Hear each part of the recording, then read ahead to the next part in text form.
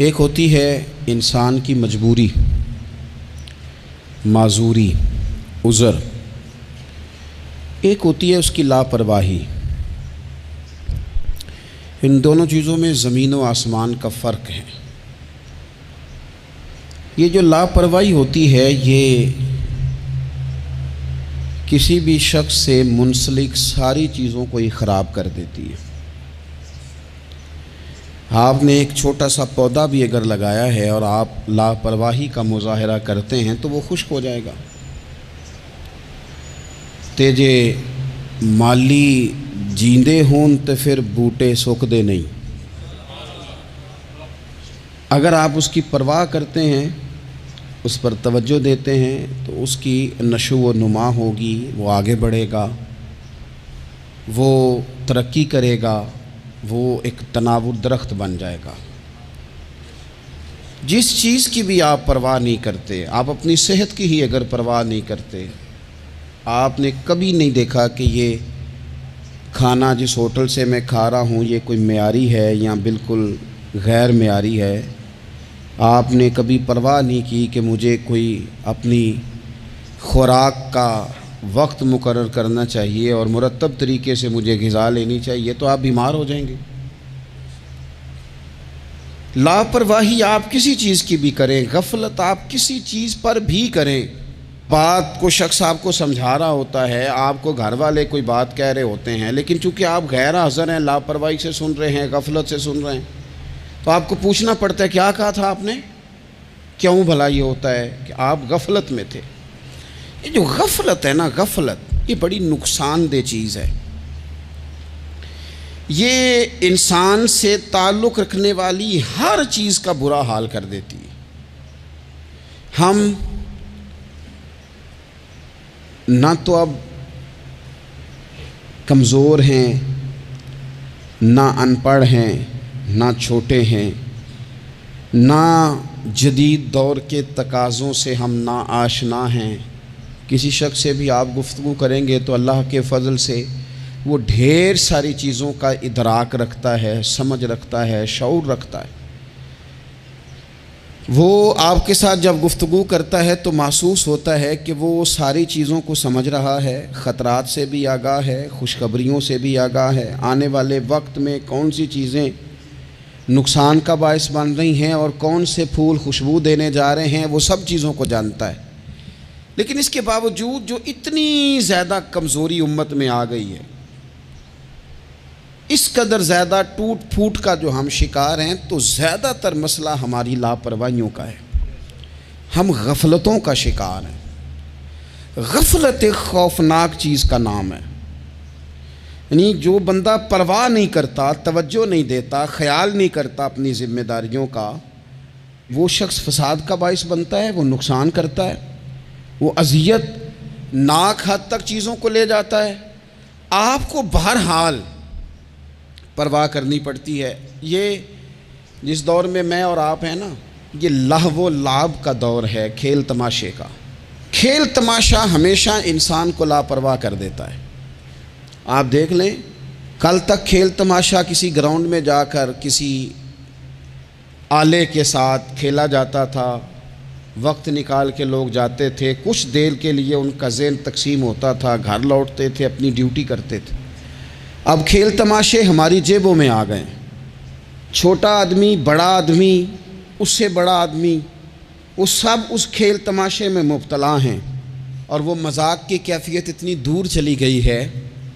میں بڑی معذرت کے ساتھ یہ بات عرض کرنے لگا ہوں کہ بعض اوقات بڑے بھی اس چیز کا شکار ہو کر اس طرح کی بات کرتے ہیں کہ چھوٹے ادھر ادھر دیکھ رہے ہوتے ہیں کہ کیا اس کو یہ بات کرنی چاہیے تھی، لیکن چونکہ ساری رات ساری صبح لگ ہی اس کھیل تماشے میں گئی ہے، لہو و لعب میں گئی ہے، مزاج بن گیا ہے، قوم سنجیدہ نہیں رہی۔ آپ کسی شخص سے بھی بات کر رہے ہوتے ہیں تو وہ چاہتا ہے کہ کچھ دیر میں گپ شپ کروں، کھیل تماشا کروں، شغل مغل کروں، میں گزر جاؤں۔ سنجیدگی فکر، مزاج کا ٹھہراؤ۔ اور درویشوں نے تو شکوہ کیا ہے کہ عمر بیت گئی، لوگوں کی عمر بیت گئی، ہڈیاں کمبن، گوڈے کھڑکن، اڑ گیا لک تیرا۔ اجے بھی گناہ تو باز نہ میں واہ واہ مرد دلیرا۔ میاں صاحب کہنے لگے یہاں تک تو پہنچ گیا ہے کہ ہڈیاں کمبن اور تیرے گوڈے کھڑکن تے اڑ گیا لک تیرا، اجے بھی گناہ تو باز نہ میں او واہ واہ مرد دلیرا۔ وہ تو اتنا دلیر ہو گیا کہ جب تجھے چاہیے تھا کہ اب ہی تیرے ہاتھ میں استغفار کی تسبیح آتی، اب ہی تجھے سجدے کا ذوق ہوتا۔ ہم اتنے زیادہ غفلت کا شکار ہیں، آپ یقین کریں۔ دیکھو، معافی ہوتی ہے عذر کی، معافی ہوتی ہے معذوری کی، غفلتوں کی معافی۔ جب ہم اسکول میں پڑھتے تھے، مدرسے میں پڑھتے تھے، تو جس بچے کا پتہ چل جاتا تھا نا یہ بیمار تھا، اسے مارنی پڑتی تھی۔ جس کا پتہ چل جاتا تھا نا کہ اس کے گھر میں کوئی پریشانی آ گئی تھی، اسے مارنی پڑتی تھی۔ غصہ دلانے والی بات یہ ہوتی تھی کہ گھر والے کہتے تھے کہ ہم نے تو بھیجا تھا، صبح تیار کر کے بیگ دے کے اس کو روانہ کیا تھا، اور جب پتہ چلتا تھا نا کہ یہ آیا نہیں، وہاں بیٹھ کر وقت گزارا، وہاں بیٹھ کر وقت گزارا۔ اب یہ وہ مسئلہ تھا کہ استاد اس پر یوں ہوتا تھا کہ جس طرح وہ پورے جلال میں آ گئے۔ اس بات نے انہیں اتنا غصہ دلا، وہ تو بیٹھا رہا، جان بوجھ کے نہیں آیا۔ اس کو شدید مار پڑتی تھی۔ جب ہم بڑے ہوئے، کتاب و سنت کو دیکھا تو کچھ چیزیں عجیب سی سمجھ میں آئیں۔ سیاستہ میں حدیث موجود ہے کہ صحابہ کرام علیہم رضوان فرماتے ہیں کہ ایک جنگ کا موقع تھا، تو وہ رستے بڑے سخت تھے، دشوار گزار گھاٹیاں تھیں، بڑی مشکل سے ہم نے وہ راہیں طے کی۔ ہمیں لگا کہ اس جہاد پر ہمیں بہت اجر ملے گا، اور پھر ہمارے دلوں میں یہ بھی خیال آتا تھا کہ فلاں فلاں فلاں فلاں تو صحابی آئے نہیں، وہ تو گھر میں رہے۔ اللہ کے محبوب صلی اللہ تعالیٰ علیہ وسلم نے ہمارے ان خیالات کو بھانپا اور کریم فرمانے لگے تمہیں اس جہاد پر بڑا اجر ملے گا، لیکن یاد رکھنا تمہارے کچھ بھائی ہیں جو گھروں میں بیٹھے ہیں، مجبوریوں نے، آزمائشوں نے، پریشانیوں نے، عذر نے انہیں آنے نہیں دیا۔ جتنا تمہیں صبر کر کے، مشقت جھیل کے، سفر کر کے جہاد کا ثواب ملے گا، اتنا ہی انہیں گھر بیٹھے بیٹھے بھی ثواب ملے گا۔ آئے نہیں، یہ کس بندے کا معاملہ ہے جو عذر والا ہے؟ اور اگر کسی کے اجتہاد میں غفلت ہو گئی، حضرت کعب بن مالک رضی اللہ تعالیٰ، یہ بھی صحیح بخاری میں، کل چلا جاؤں گا، حضور تو جہاد پہ چلے گئے لیکن اجتہاد میں غفلت ہو گئی، کل چلا جاؤں گا، پرسوں جاؤں گا، ترسوں، فرماتے ہیں میں جا ہی نہیں سکا، حضور واپس آ گئے۔ جن منافقوں نے جھوٹ بولے جا کے کہ یہ مسئلہ ہو گیا تھا، یہ مسئلہ ہو گیا تھا، ان کو تو مل گئی معافی، لیکن میں چونکہ مخلصین میں سے تھا خدا کے فضل سے، اور ہو گئی تھی غفلت، 50 دن نبی کریم مجھ سے ناراض رہے۔ 50 دن اللہ کے لیے کہ تو رب کے رستے میں جہاد کرنے نہیں آیا، 50 دن حضور ناراض رہے۔ فرماتے تھے مدینے کی گلیاں میری تھیں، سب میرے اپنے تھے، پر کریم جو ناراض تھے تو کوئی پھر سلام بھی نہیں لیتا تھا۔ مجھے یوں لگتا تھا کہ مجھے دیکھ کر ہوائیں اور فضائیں بھی رستے بدل جاتی ہیں۔ 50 دن میں مسجد میں آتا تھا، جب میں چہرہ ادھر کرتا تو حضور مجھے دیکھتے، اور جب میں حضور کو دیکھتا تو کریم چہرہ بدل لیتے، میں ویکھاں تے یار نہ ویکھے، تے جدوں نہ ویکھاں ادوں ویکھے، ایڈے نصیب کتھوں تتڑی دے میرے وچ ویکھن دے ویکھے، غلام فریدہ بوئے یار دے مرنا پاویں ویکھے یا نہ ویکھے۔ ختم ہو گئی بات۔ حضرت کعب بن مالک کہتے ہیں 50 دن کے بعد پھر رب کریم نے میری توبہ قبول کی، اور مدینے والے رسول نے اعلان فرمایا جو عذر کی وجہ سے نہیں جا سکے، مجبوری سے، انہیں گھر بیٹھے بیٹھے ثواب ہے، لیکن جن کے اجتہاد میں غفلت ہوئی، سمجھنے میں غفلت ہوئی، کل پرسوں ترسوں چلے جائیں گے، ان سے 50 دنوں کی ناراضگی ہے۔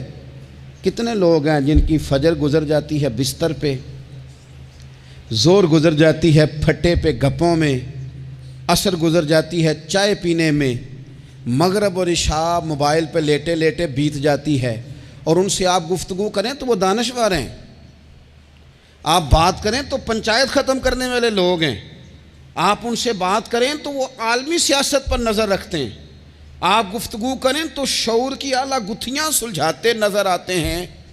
خدا مجھے ایسی خدائی نہ دے کہ اپنے سوا کچھ دکھائی نہ دے۔ یہ غفلتیں ہیں، یہ شورش ہے، یہ اپنے منہ سے خود میاں مٹھو بننا ہے۔ اس غفلت کو تھوڑا سا توڑا جائے، ورنہ زنگ لگ جاتا ہے صلاحیتوں کو۔ جو لوگ تھوڑے دن موٹر سائیکل نہیں نہ چلاتے، ان کے لیے مشکل ہو جاتا ہے پھر اس کو سٹارٹ کرنا بھی۔ ہمارے استاد کہا کرتے تھے جو لوگ پڑھاتے نہیں انہیں کتابیں بھولنے لگ جاتی ہیں، جو لوگ کوئی کام کرتے نہیں پھر وہ آہستہ آہستہ وہ زنگ آلود ہو جاتا ہے، وہ کہتے ہیں اب نہیں ہو سکتا تم سے، اب مشکل ہے۔ سجنوں، دوستوں، بزرگوں، بھائیوں، جو لوگ شروع میں عبادتوں کے عادی نہیں ہوتے، وقت ضائع کرتے ہیں، بڑھاپے میں دل کرتا ہے توبہ ہو جائے، لیکن اپنے ماتھے کو سجدے کی عادت ہی نہیں ڈالی۔ یہ جسم جھکنا اس کا عادی نہیں ہوا کہ رب کی بارگاہ میں جھکے، اس کا مزاج ہی نہیں تہجد پڑھنے کا۔ سارا کچھ ہو جاتا ہے۔ میں نے سیاست کرنے والے، پنچایت ختم کرنے والے، چدراہٹ کرنے والے، وزاداری رکھنے والے راتوں کو تہجد پڑھتے بھی دیکھے ہیں۔ میں نے قرآن پاک سے پیار کرتے دیکھے ہیں، میں گواہ ہوں بہت سارے لوگوں کا۔ یہ کام ہو جاتا ہے، شرط یہ ہے کہ بندہ اپنی غفلت کی پٹی تھوڑی دیر کے لیے کھولے۔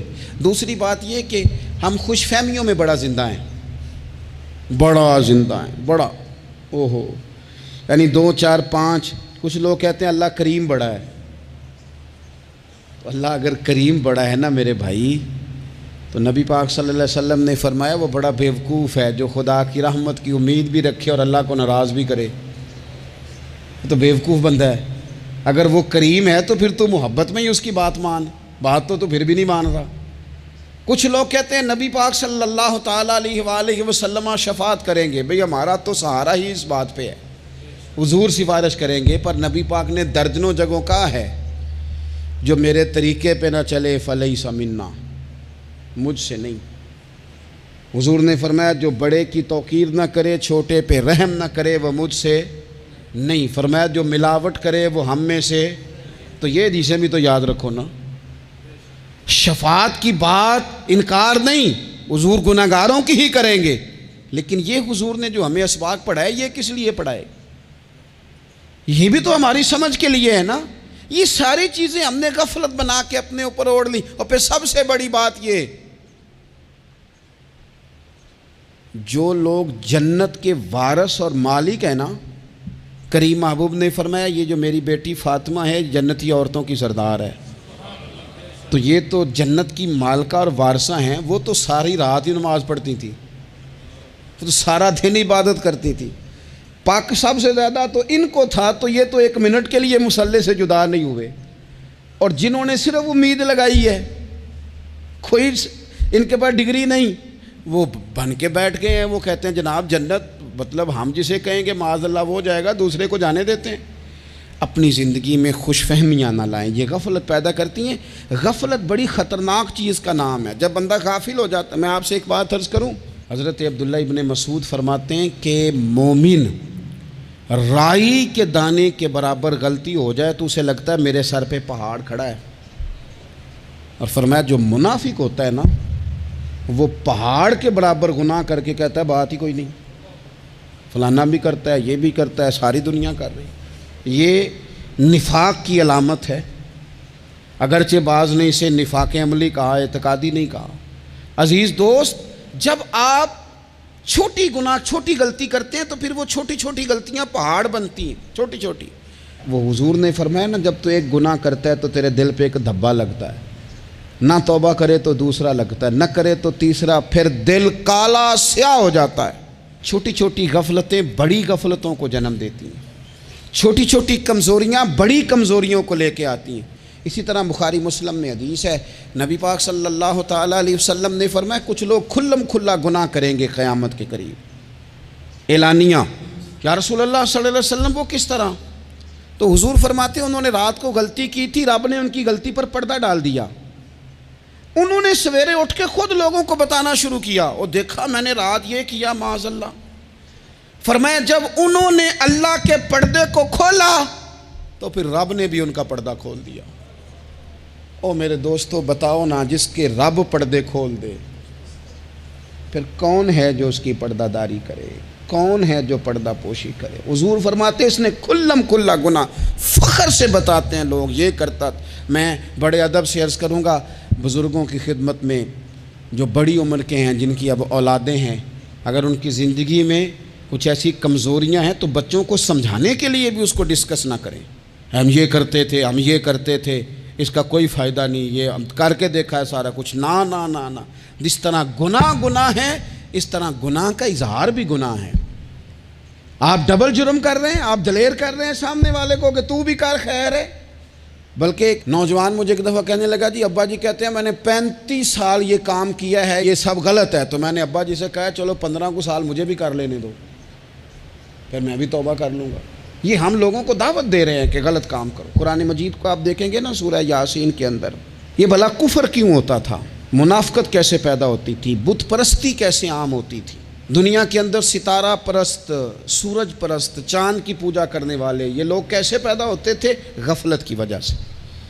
جیسے جیسے یہ اللہ کی بارگاہ سے دور ہوتے جاتے، یہ مختلف قسم کی عبادتوں میں، شرک میں، کفر میں مبتلا ہوتے جاتے۔ قرآن مجید سورہ یاسین کے اندر ارشاد فرماتا ہے کہ اللہ تبارک و تعالیٰ نے قرآن مجید کو اس لیے اتارا ہے لِتُنذِرَ قَوْمًا مَا أُنذِرَ آبَاؤُهُمْ، تاکہ آپ ان لوگوں کو ڈرائیں جن کے باپ دادا کو نہیں ڈرایا گیا۔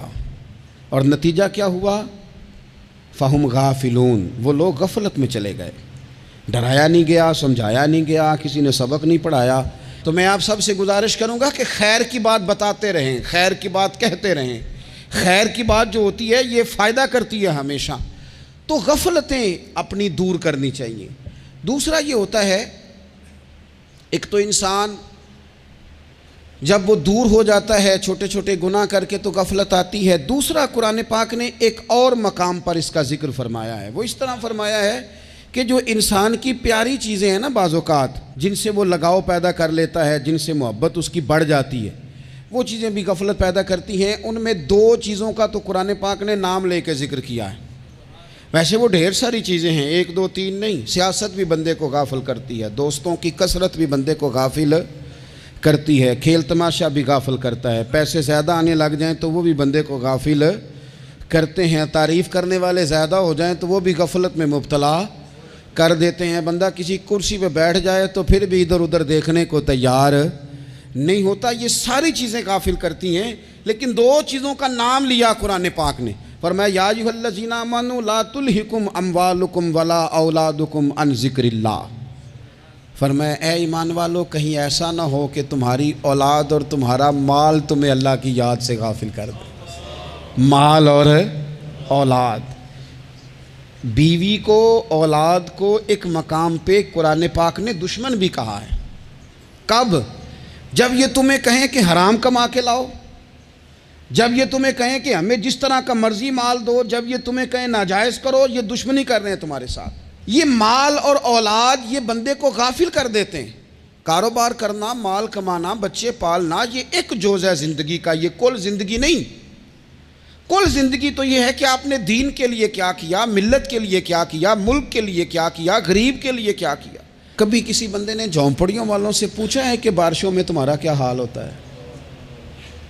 وہ کچی آبادیاں جہاں سے گزر کے ہم اپنے بچوں کو دکھاتے ہیں کہ یہ دیکھو یہ پرانے مکان سارے اسی طرح کے ہوتے تھے، کبھی ان لوگوں سے آپ نے پوچھا ہے جو ساری رات چھتوں کے نیچے بالٹیاں رکھ کے وقت گزارتے ہیں کہ چھت ٹپکتی ہے؟ ان سے پوچھا ہے کہ رات بچے سو پائے تھے کہ نہیں؟ اچھا جی بارش ہو رہی ہے تو پھر ہم نے کیا کرنا تھا؟ ہم نے گھر والوں کو پکوڑوں کا آرڈر دینا تھا، وہ وقت پہ دیا۔ ہم نے کہا تھا کوکنگ آج اپنی۔ یہ کب ہوتا ہے؟ جب قومیں غافل ہو جاتی ہیں مال میں، مزوں میں، اپنی ذاتی زندگی کے پیچ و تاب میں، پھر وہ اتر کر دائیں بائیں دیکھنا پسند نہیں کرتی۔ اللہ فرماتے ہیں مال اور اولاد کہیں تمہیں اللہ سے غافل نہ کر دے، کہیں ایسا نہ کر بیٹھنا کہ تم اس میں الجھ جاؤ پوری طرح اور تمہیں صرف اور صرف اپنے بچے یاد رہ جائیں۔ تجارت کرنی چاہیے، لیکن ہم تجارت نہیں کرتے، بانی تاجر جاتے ہیں، ہر چیز کو تجارت کی نظر سے دیکھتے ہیں۔ ڈاکٹر آپ بنیں لیکن زندگی ساری ہی آپ ڈاکٹر بن کے نہ گزاریں، آپ کے کچھ اور تعلقات بھی ہیں، کچھ اور رشتے بھی، ان پر بھی تھوڑا غور کر لیں۔ غفلتیں تیزی سے آتی ہیں اور وہ آ کر کے ہمارے اوپر حاوی ہو جاتی ہیں۔ جو پرانے لوگ تھے نا، غافل نہیں ہوتے تھے، بڑے بڑے لوگ اپنے آپ کو کنٹرول کرتے تھے، دیکھتے تھے کہ یہاں کوئی چیز مجھ پہ حملہ آور تو نہیں ہو رہی، فلانی چیز کہیں میرے اوپر زیادہ قبضہ تو نہیں کر رہی۔ وہ پھر ان چیزوں سے اپنے آپ کو بچاتے تھے۔ نفسانی خواہشات کا غلبہ یا دوستوں کی تعریفیں یا ادھر ادھر کی چیزیں، وہ اپنے آپ کو تیزی سے اس سے بچاتے۔ اس رستے سے اجتناب کرو جو رستہ غفلت لاتا ہے، جو رستہ تکلیف میں مبتلا کرتا ہے۔ جو دم غافل سو دم کافر، سانو تے مرشد ہوئی پڑھایا ہو، ہمیں تو یہ سبق دیا گیا۔ مجھے کہہ لینے دیں، ہم میں سے ڈھیر سارے لوگ ہیں، پلٹ کر اپنی زندگی دیکھیں، اپنے آپ پر غور کریں، تو ہم اتنے قابل تھے کہ شاید ہمیں کوئی اپنے دروازے پر چوکیدار بھی نہ رکھتا، لیکن جب اس نے نواز دیا تو ہمارے لہجے ہی بدل گئے، ہمارا انداز ہی کچھ اور ہو گیا۔ شاید کوئی ہم سے سلام بھی نہ لیتا، لیکن جب اللہ نے نواز دیا تو لفظ اور جملوں کے اندر پھر ہمارے وہ رنگ آ گیا جو نہیں ہونا چاہیے تھا۔ کیوں؟ کہ مال آیا تو غفلت لایا۔ حضرت عمر فاروق کے زمانے میں جب مال آتا تھا تو وہ رویا کرتے تھے، فرماتے تھے یہاں جی آتا ہے وہاں غفلت بھی آتی۔ اپنی زندگی سے غفلت کا پردہ اٹھائیں۔ سو رہے ہیں، سارے جاگ جائیں، وقت تیزی سے گزر رہا ہے، بے قابو ہو گیا، ہم سے نہیں سنبھالا جاتا ٹائم، کب دن چڑھتا ہے کچھ پتہ نہیں چلتا، شام ہو جاتی ہے، ڈھیروں کام رہ جاتے ہیں۔ کئی لوگ تھے جن کا ارادہ تھا کہ پرسوں سے میں نے مسجد آنا ہے، میں نے نیک ہو جانا ہے، وہ نہیں آئے، موت ہی آئی۔ حضرت اسرائیل ہی آئے، بڑا پیار کیا فلانے نے، او ہو جی، بڑا ہی رو رہے تھے اس کے بچے۔ پھر کیا قبر پہ بیٹھے رہتے ہیں سارا دن؟ پھر کیا کیا انہوں نے بچوں نے؟ کسی نے کہا میں نے ساتھ جانا ہے؟ نتیجہ کیا نکلا؟ پیار کس بات کا تھا؟ حضرت عبداللہ ابن مبارک کا آخری وقت تھا تو اماں رو رہی، بہن رو رہی، بھائی رو رہے ہیں، بیوی رو رہی، بچے رو رہے ہیں، آخری ٹائم ہے تو اماں سے کہنے لگے روتی کیوں ہو؟ کہنے لگی پتر بیٹے تو اور بھی ہیں پر جس طرح دوائی تو لا کے دیتا تھا کوئی بھی نہیں دیتا۔ فرمانے لگے بہنوں سے اور بھائیوں سے تم کیوں روتے ہو؟ کہنے لگے تو موجود تھا تو ہمیں کوئی ڈر نہیں تھا، ہر مشکل میں تو پہنچ جاتا تھا۔ بچوں کی طرف دیکھ کے کہو تم کیوں روتے ہو؟ وہ کہنے لگے ابا جی ابھی تو ہمارے بیاہ ہونے تھے اور آپ جا رہے ہیں۔ بیوی سے کہا تو وہ کہنے لگی بادشاہی تو تیرے سر پہ تھی، یہ بچے پوچھیں گے مجھے؟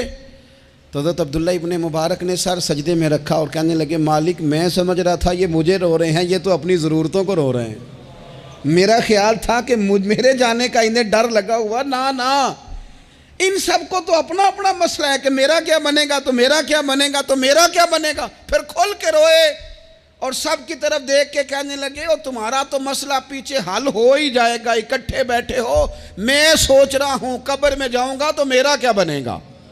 رب کی بارگاہ میں حاضر ہونا ہے، سوال جواب ہونے ہیں، حساب دینا ہے۔ وہ مجھ سے کڑے سوالات پوچھے گا تو کتنا لئی تو پاپ کمائے، دس نہ ان کتھے نہیں ہو تیرے کر دے، بلا ان کو تیرے حصے کا حساب۔ میرے عزیز غفلت کی بکل کھول دینی چاہیے، وہ دروازہ بند کریں جہاں سے غفلت آتی ہے۔